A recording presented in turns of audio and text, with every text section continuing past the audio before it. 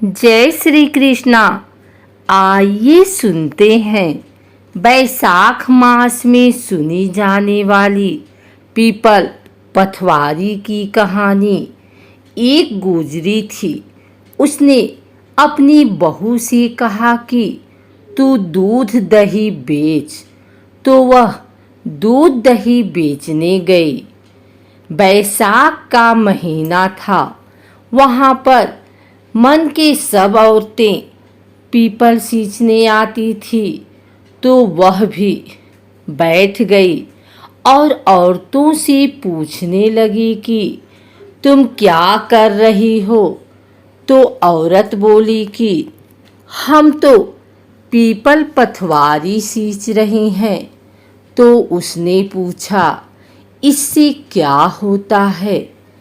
औरतों ने जवाब दिया कि इसके करने से अन्न धन मिलता है, वर्षों का बिछड़ा हुआ पति मिलता है। उस गुजरी ने कहा कि तुम तो पानी से सींच रही हो, मैं दूध दही से सींचूंगी और बेचने के दूध दही से पथवारी सींचती। उसकी सास रोज कहती कि तू दूध दही बेचकर पैसे लाकर दे।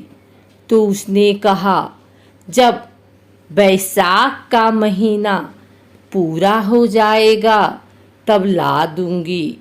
और बैसाख का महीना पूरा हो गया। पूनम के दिन गुजरी की बहू पीपल पथवारी के पास धरना देकर बैठ गई। पीपल पथवारी ने पूछा कि तू यहाँ क्यों बैठी है?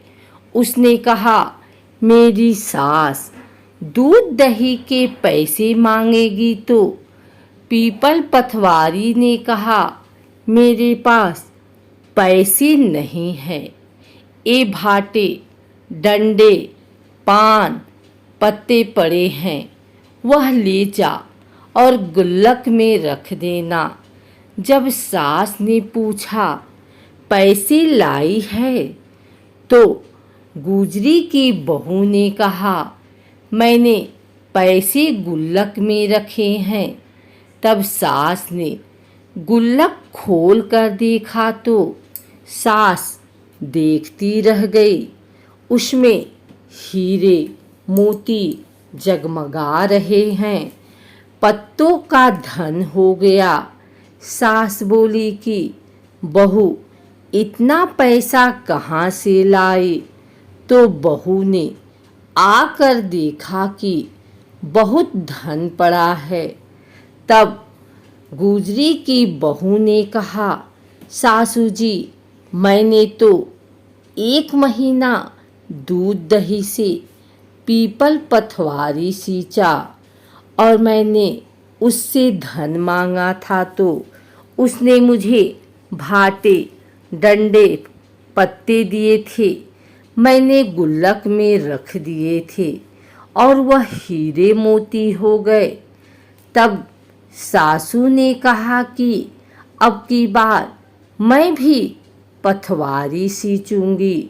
सासू दूध दही बेचकर आती और हांडी धोकर पीपल पथवारी में सींच आती और बहू से कहती कि तू मेरे से पैसे मांग। तो बहू ने कहा कि कभी बहू भी सास से हिसाब मांगती है? सासू जी महीने के आखिर में पीपल पथवारी पर जाकर धरना देकर बैठ गए। तो डंडे, पत्ते, पान, भाटे उसे भी पीपल पथवारी ने दिया और कहा, गुल्लक में जाकर रख दे। फिर बहू ने खोल कर देखा तो उसमें कीड़े कचरे हो रहे थे। बहू ने सास से कहा, यह क्या है?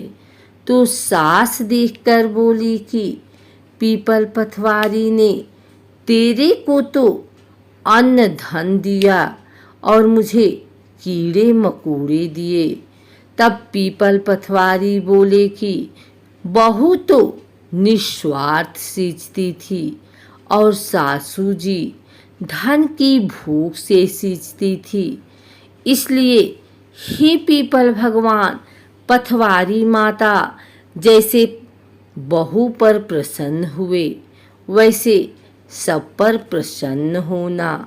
कहानी कहने वाले को, कहानी सुनने वाले को, सभी को अन्न धन देना। अगर आपको हमारी वीडियो अच्छी लगी हो तो इसे लाइक करें, कमेंट करें, शेयर करें। हमारे चैनल भक्ति गाथा को सब्सक्राइब करके बेल नोटिफिकेशन ऑल पर सेट कर लें, ताकि आगे आने वाली वीडियो सबसे पहले आप तक पहुंच सके। धन्यवाद।